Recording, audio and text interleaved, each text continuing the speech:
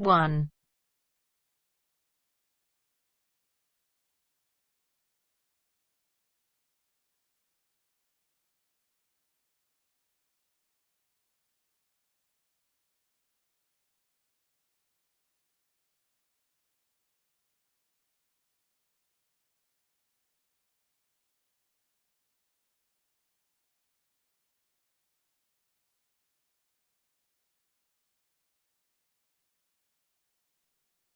You will hear a man called Ken talking on the phone to a friend called Liz about holiday accommodation. First, you have some time to look at questions 1 to 6.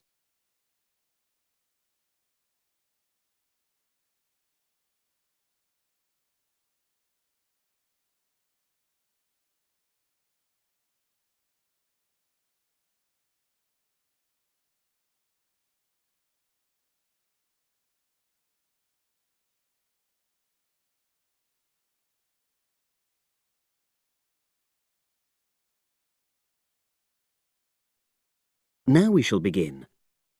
You should answer the questions as you listen because you will not hear the recording a second time. Listen carefully and answer questions 1 to 6.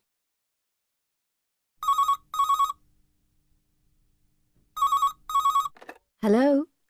Hi Liz, it's Ken here. Hi, Ken. Nice to hear from you. Are you... This is just a quick call, but Mary and I have just been talking about our summer holiday. We haven't booked a place yet, and we've left it a bit late. We were just wondering if you know of any holiday rentals in your area. It's so nice there. Well, yes. I can think of 2 or 3 places that are very nice. What dates have you got in mind? The 10th of July to the 22nd of July. Oh, yes. That is quite soon, isn't it? Well, there's a place near here called Moonfleet. Is that MOONFLEET? That's right. It's quite a rural location, and it's next to the owner's house, but it's got fields all around it, so it's very pretty. Sounds okay. Can you tell me a bit more about it? Well, it's an annex to the owner's house, and it's an apartment with 2 bedrooms and an open-plan living area. Well, I like the sound of it. Is there anything we might not like about it? Well, it's quite a distance from the nearest shops, that's all. Okay. And... well, I'll tell Mary, but I don't think she'd mind that. Do you know how you book it? You have to book on the internet. There's a web address. It's www.summerhouses. One word? Yes, then .com. You'll be able to look at a photograph on that. Okay. And what about the others? Where are they? The second one I'm thinking of is called Kingfisher, and that's even more rural. It's a really beautiful location, in fact. It's by the river, and it's got nice views. It overlooks woodland on the other side. Is that an apartment? No, it's a 3-bedroomed house, and that's got a dining room as well as a separate living room and a kitchen. But I expect it's more expensive. You'll have to check the prices. It's probably a bit bigger than we need, but our nephew might be joining us. We're not sure yet. How do you book Kingfisher? You have to phone the owner directly. Shall I give you the number? I've got it here in my phone book. It's 01752 669 218. Right. Before you hear the rest of the conversation, you have some time to look at questions 7 to 10.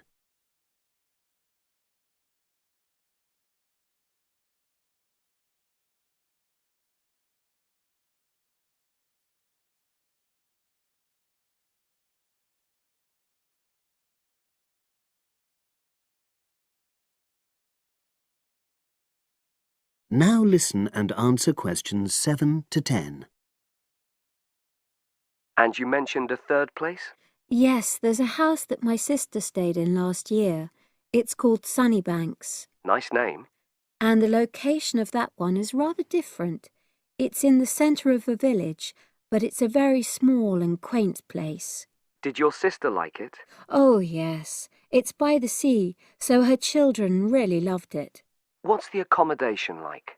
I'm not sure about the number of rooms because I haven't been in it myself, but I think she said it's quite spacious, and I know it's got its own garden.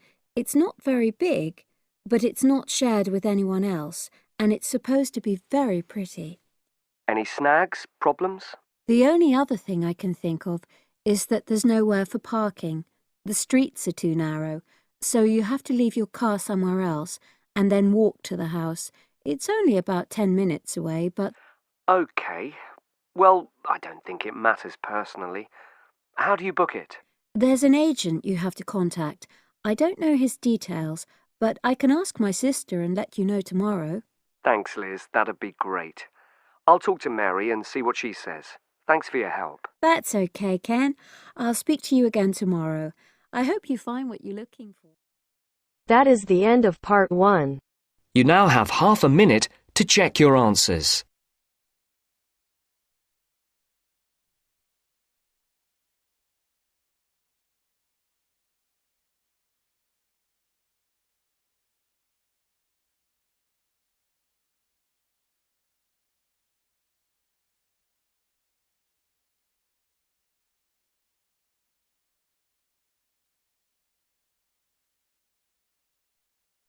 Now turns to part 2. Part 2.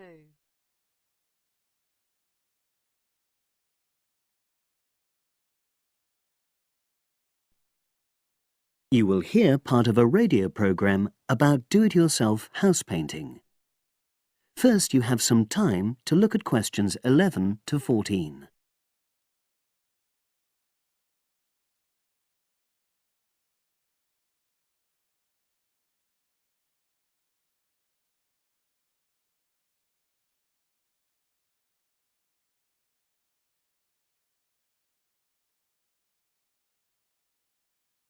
Now listen and answer questions 11 to 14. Good morning, everyone, and welcome to our weekly series on home improvements.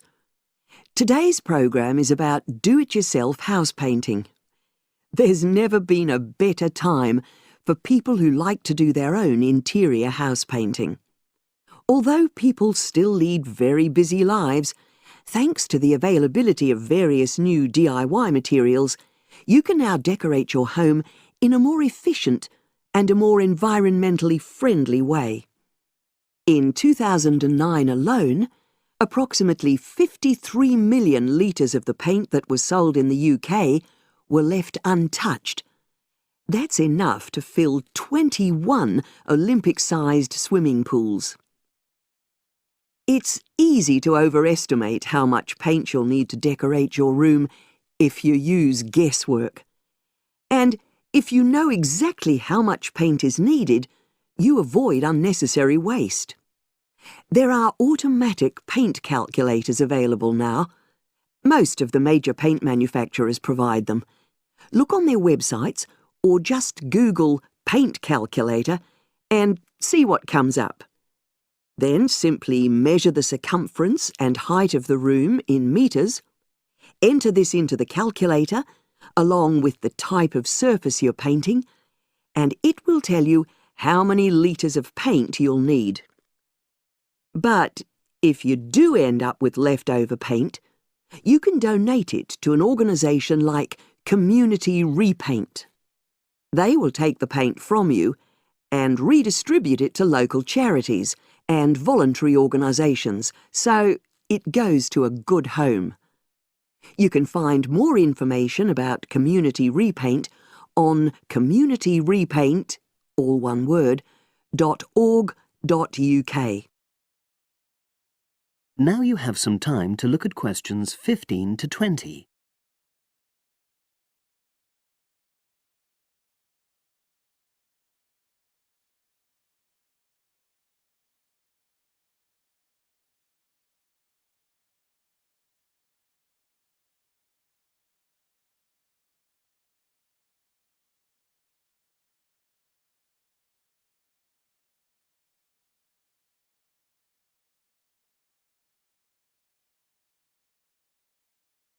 Now listen and answer questions 15 to 20.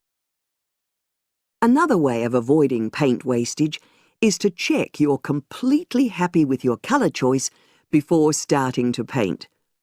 For example, you can get a small sample of the colour you're thinking of using, then paint a board and move it around the room, so you can see how it looks against your furnishings and in different lights. Also, it's always better to buy high-quality paints because you get what you pay for. If you buy cheap paint, you might need to apply 2 or 3 coats to achieve the same coverage that you'd get from 1 coat of a good quality paint. You could also spend a week on a job that could have been done in a day or 2.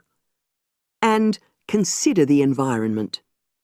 Most paint manufacturers now sell water-based paints that don't contain harmful chemicals or give off harmful odours, so get one of these. You can also buy paint that's packaged in recyclable containers. There's a lot more choice than there used to be. You can only do a good job which will last if you prepare the surfaces thoroughly before painting. In fact, in many ways, if you want to do a professional-looking job, this is more important than the painting itself. If there are any cracks or patches of loose plaster, painting over them won't solve the problem. Take the plaster out and fill the holes, allowing enough time for the new plaster to dry. And you won't get a smooth finish if the walls are dusty or greasy.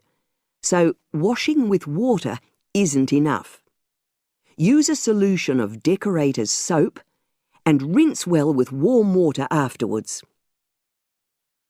When you're ready to paint, we suggest you use a medium pile roller for walls and ceilings. A lot of people tend to use short pile rollers, but these give a patchy finish, and that wastes paint and time. Similarly, long pile rollers can create a thick textured effect, which looks messy. The same goes for brushes. The stronger the bristles, the easier they are to wash and reuse. And as you've chosen a water-based paint, clean your brushes with cold water, because it's more energy efficient that way. As you're decorating, keep transferring small amounts of paint into a tray and keep topping it up when you need to. This reduces the chance of it being contaminated by dust and pieces of dirt. And finally, water-based paint doesn't have a lingering smell, so that's not an issue anymore. But it's airflow rather than heat that helps the paint dry quicker. So, to help finish the job in the quickest time, leave your doors and windows open. The faster the paint is dry, and the job finished, the quicker you can start enjoying your room. That is the end of part 2. You now have half a minute to check your answers.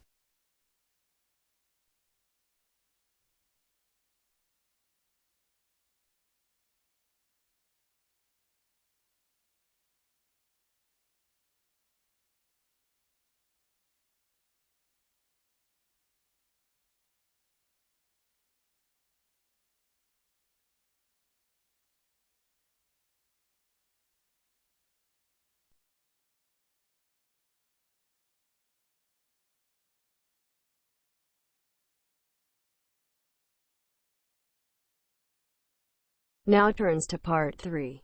Part 3.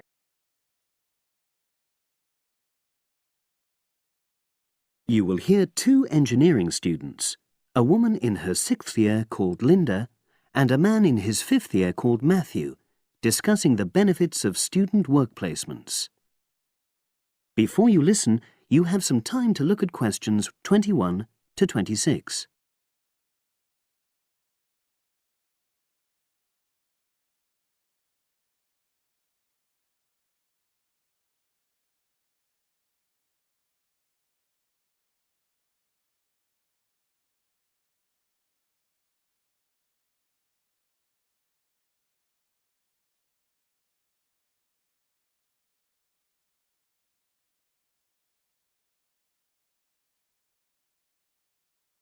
Now listen and answer questions 21 to 26.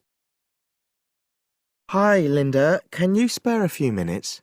Hello, Matthew. No problem. I just wanted to talk to you about temporary work placements. I've never really thought there was a good reason for doing one. I've got some savings, so I don't really need the money at the moment. But I've had an email from the university about a vacancy that looks quite interesting.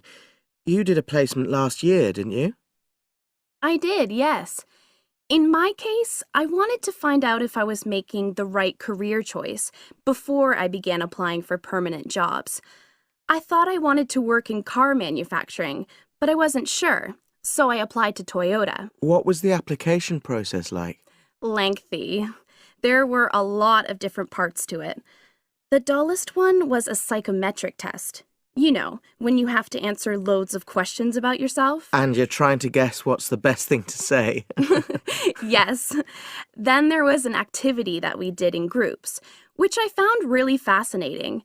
Engineers are renowned for being a bit unsociable, but I thought we made a great team.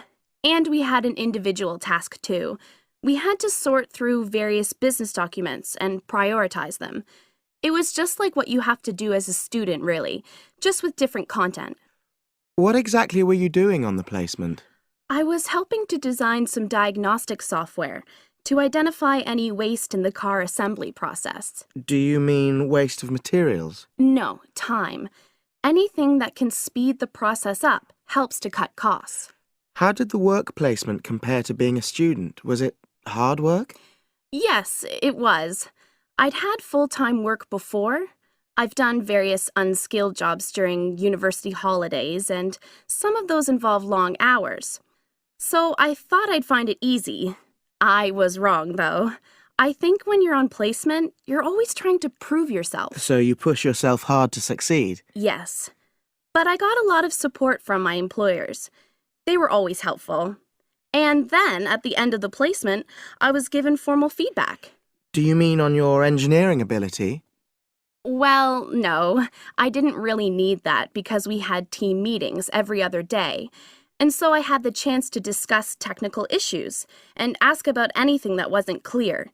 The evaluation was about general workplace things, like organizational ability, initiative, that sort of thing. I get the impression you think you benefited from the placement.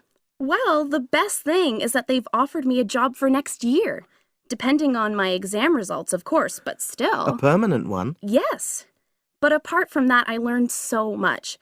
The industrial environment was much more demanding than the academic one, so my general skills improved, like time management, meeting deadlines.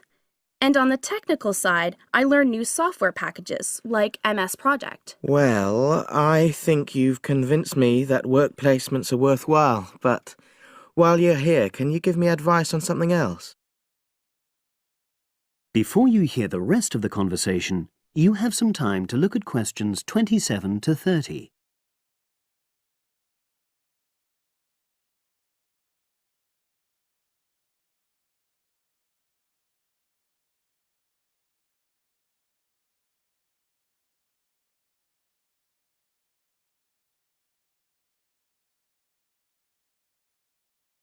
Now listen and answer questions 27 to 30. I'm about to make a start on the engineering materials module, and I've got a book list here. Can you have a quick look and tell me what you would recommend? That's if you can remember. Let's see. I do remember some of them. Yes, this one, The Science of Materials. I found the subject quite hard generally, but this book is very accessible, so it suited me. It doesn't cover everything, though. What about this one then, Materials Engineering? Oh, yes. I do remember that. But it's a bit out of date now, isn't it? Unless it's a new edition. I don't think so. But what I liked about it were the pictures. They really helped to understand the descriptions. It's useful just from that point of view. Let's see, what else? Oh, yes, that one there, Engineering Basics. I think out of all these, that's got the widest coverage. But I've looked at the contents page and it hardly mentions nanotechnology. Yes, you're right. The evolution of materials does, though. It's a recent publication, so it covers all the latest developments. It's a bit thin on the 1960s, though, and that decade was quite important. Well, it sounds as if they all complement each other in some ways. I don't suppose you can lend me...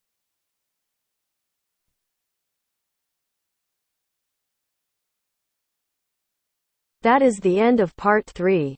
You now have half a minute to check your answers.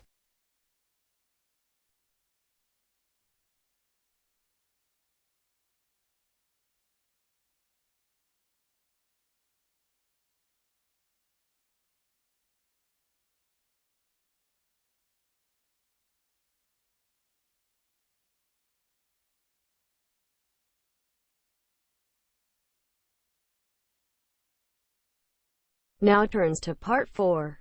Part 4.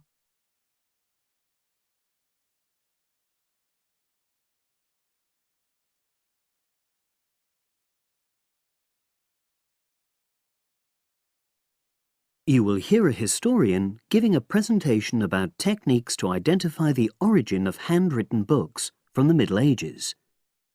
First, you have some time to look at questions 31 to 40.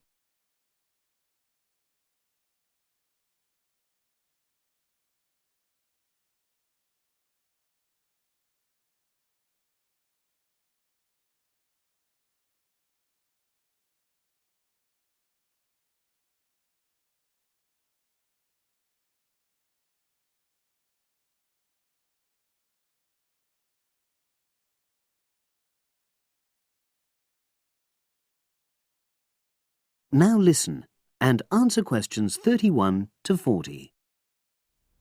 My presentation today is on how the science of genetics is being used to shed light on the origin of manuscripts, anything written by hand, produced in the medieval period, that is, the period between the 5th and 15th centuries AD. As many of you know, thousands of medieval handwritten books still exist today. Some of them have a clear provenance, that is, we know exactly where and when they were written. But the origin of many manuscripts has been a complete mystery, that is, until 2009, when geneticists started using DNA testing to shed light on their origins.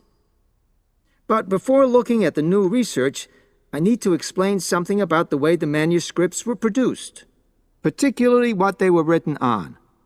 Virtually all were written on treated animal skins, and there were essentially two types. The first was parchment, which is made of sheepskin. It has the quality of being very white, but also being thin. It has a naturally greasy surface, which meant it was hard to erase writing from it. This made it much sought after for court documents in medieval times. The second type is vellum, which is calfskin. This was most often used for any very high-status documents because it provided the best writing surface, so scribes could achieve lettering of high quality. So, once the animal hides had been chosen, they had to be prepared. Where the right materials were on hand, the skins were put into large barrels or vats of lime, where they were agitated or stirred frequently. But if lime wasn't available, then the hides were buried. Both these techniques were designed to cause the hair to slough off and the skins to become gelatinous and therefore more flexible. The next stage was to put the hides on stretcher frames and pull them very tight.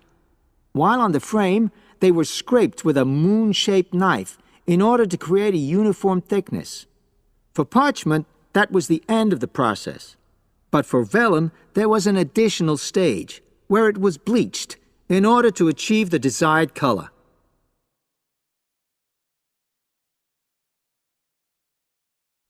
So, what does all this preparation mean for the quest to identify the origins of mystery manuscripts?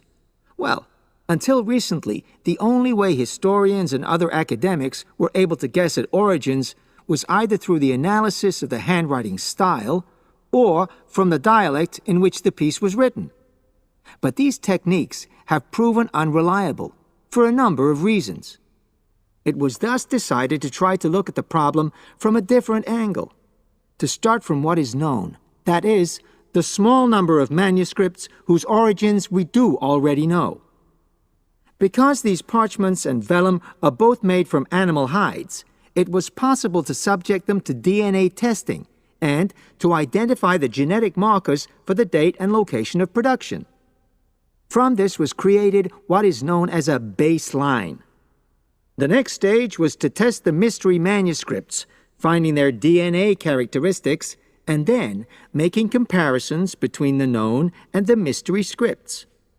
Genetic similarities and differences enabled the scientists to gain more information about the origins of the many manuscripts we had known virtually nothing about up to that point.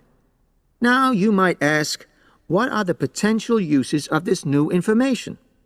Well, obviously, it can shed light on the origin of individual books and manuscripts. But that's not all.